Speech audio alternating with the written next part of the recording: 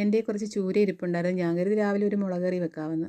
ഞാനൊരു ചട്ടി അടുപ്പത്ത് വെച്ച് എണ്ണയൊക്കെ ചൂടാക്കി അതിൻ്റെ കഷ്ണങ്ങളൊക്കെ ഒന്ന് വഴറ്റി അരപ്പും എല്ലാം അതിലേക്കിട്ടൊന്ന് ഇളക്കി കൊടുത്തതിന് ശേഷം ആവശ്യത്തിന് വെള്ളം ഒഴിച്ച് തിളപ്പിച്ച് നമ്മുടെ ചൂര കഷ്ണങ്ങളെല്ലാം അതിലേക്ക് പറക്കിയിട്ട് കൊടുത്ത് ഒന്ന് വേകാനായിട്ട് ഞാൻ അടച്ച് വെച്ചിട്ടുണ്ട്.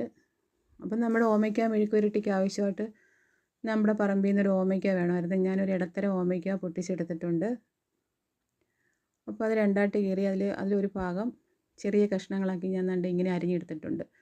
അപ്പോൾ ഇതിലേക്ക് ആവശ്യമായിട്ട് നമുക്ക് 1 ടീസ്പൂൺ മുളക് പൊടി, 1/2 ടീസ്പൂൺ മഞ്ഞൾപ്പൊടി, പാകത്തിന് ഉപ്പ് ഇതെല്ലാം കൂടെ യോജിപ്പിച്ച് ഒരു ചീനച്ചട്ടി അടുപ്പത്ത് വെച്ചിട്ട് നമുക്ക് അതിലേക്ക് ഇട്ട് കൊടുക്കാം. ഒരു സ്പൂൺ വെള്ളവും കൂടെ ഒഴിച്ച് നമുക്കൊന്ന് പാകത്തിന് ചെറിയ തീയിൽ അടച്ച് വെച്ച് വേവിച്ചെടുക്കണം. അപ്പോൾ കൂട്ടത്തിൽ നമ്മുടെ മീൻകറി ദാണ്ടെ കുറുകി വന്നിട്ടുണ്ട്. ഇപ്പം ദാണ്ടെ നമ്മുടെ മെഴുക്കുവരട്ടി ദാണ്ടെ വെള്ളമൊക്കെ വറ്റി നന്നായിട്ട് വെന്ത് വന്നിട്ടുണ്ട്. കണ്ടോ? അതിൽ വെള്ളമെല്ലാം വറ്റിയിട്ടുണ്ട്. അപ്പോൾ ഇനി നമുക്ക് 2 സ്പൂൺ വെളിച്ചെണ്ണ ഒഴിച്ച് നമുക്കിതൊന്ന് ഫ്രൈ ചെയ്തെടുക്കണം. അതിനായിട്ട് ഞാൻ വെളിച്ചെണ്ണ ഒഴിച്ച് കൊടുക്കുന്നുണ്ട്.